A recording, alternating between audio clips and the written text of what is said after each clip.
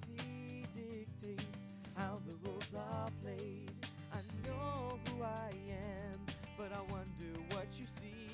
Hi, welcome to Celebrity Apprentice, the recap, episode 3. This is Diana Watt.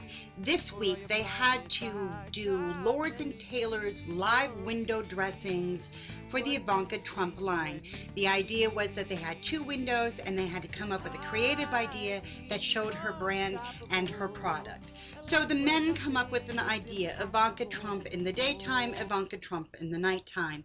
Their window was very sparsely, the daytime was supposed to be Ivanka Trump's office.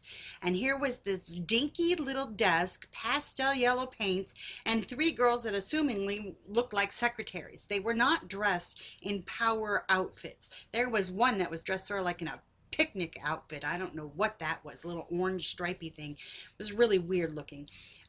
Certainly not power. When I think Trump office, I think formidable furniture that says power. I don't think dinky little desk that Clay Aiken's sitting behind. Their nighttime, Ivanka Trump in the nighttime, had this midnight blue background, which Lou Ferrigno told them was too dark. It had a red carpet and red rope, velvet rope, and Arsenio Hall was supposed to be doing the interviews on the red carpet. The problem with this red carpet scene was, A, it was too dark. And once you got the glare of the windows on it, you couldn't see everything. Let's put it that way. And the clothing the women were wearing were not red carpet clothing. Think about red carpet. And you think long, gorgeous gowns. Women do not wear trench coats on the red carpet. That doesn't happen. A red carpet is meant to display, not hide. A trench coat hides. And it was the wrong idea. Lou Ferrigno had said the paint is too dark, but nobody listens to him on that team because it would take effort to actually communicate with him with his hearing problems. He doesn't get half the jokes they tell each other. He's just been on the out since the very beginning because it's more difficult to communicate with him, and it's much easier to tell a joke to somebody who's going to get it and laugh the first time instead of having to slow yourself down and communicate. Over on the women's side, they had met themselves with lots of problems during the thing. But this week, as opposed to the last 2 weeks, they overcame their problems as they happened. The first issue they had was that they had come up with a great idea, and everybody was agreeing and everybody was clicking, and when they got to where they had to build the window sets, the boxes they built them in were a lot smaller, and it wouldn't fit all of their ideas. So they had to completely change their idea again, first time. Then the idea was Ivanka Trump in her preconception of her ideas, and then Ivanka Trump with the realization of her ideas and her line coming to fruition. So the first window was supposed to be sketches. The second window was supposed to be pictures with people in the window, and none of the pictures came through. Now I kind of blame Lisa Lampanelli and Debbie Gibson for this. They went to the print shop to pick up everything and didn't go through the stuff to make sure the pictures were there. They just took the packages and left.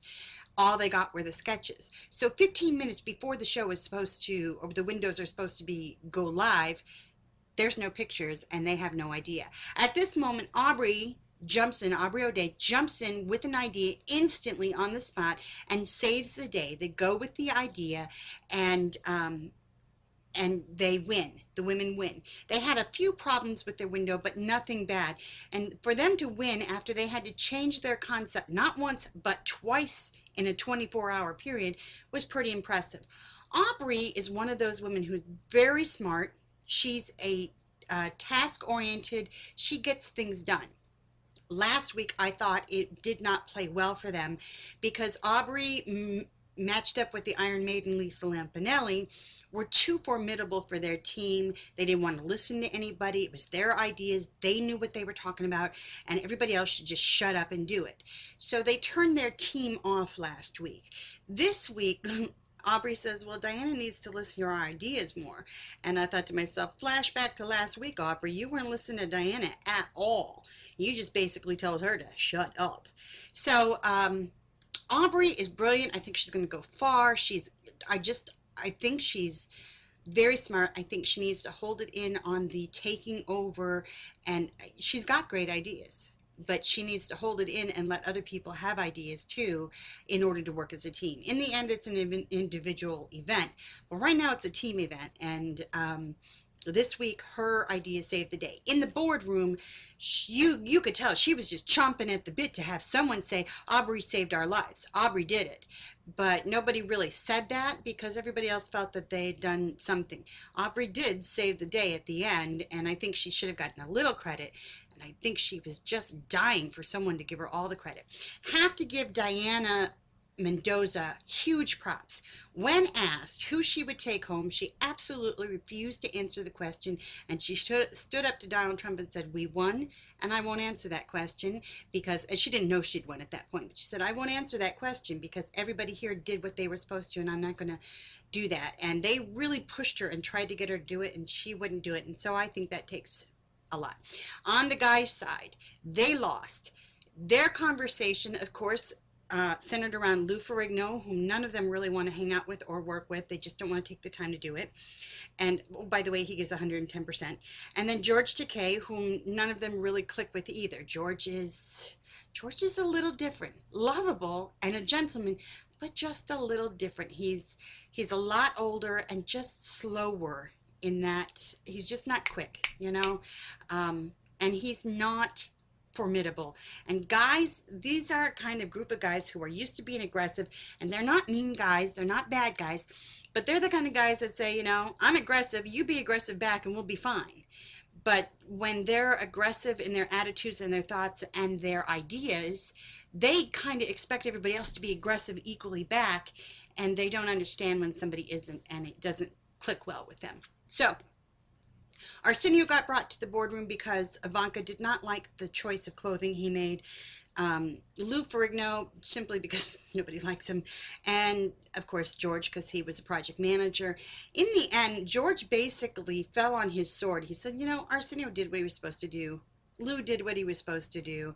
And I, you know, when I look at all the evidence compiled, I basically I'm the one that's responsible, and I'll go home. Now on Celebrity Apprentice, you're not going to hear that. Everybody deflects and blames somebody else. They defend themselves and they blame somebody else. And George said, you know, I guess it was my fault. And he took it for the team, and just, he's such a gentleman. He really is just a kind man, and sometimes I just don't think Celebrity Apprentice is cut up for those kinds of people. Not that everybody else is mean or anything. Now, Michael Andretti. What the heck is this man doing on the show? He stands around and does absolutely nothing and gets a free ride every single week. I don't get it. Does anybody get it? He's like wallpaper, paint, just standing there. And that's it. You don't see him work. I don't see him working. I don't see him talk in the boardroom. He does nothing. And I just don't understand it. Now, supposedly next week he's going to be a big player in the game. So it'll be interesting to see him do anything. But Michael Andretti. Boring. Sorry, guys. Anyhow, that's Celebrity Apprentice. I hope you enjoyed the show. Talk to you next week. Bye.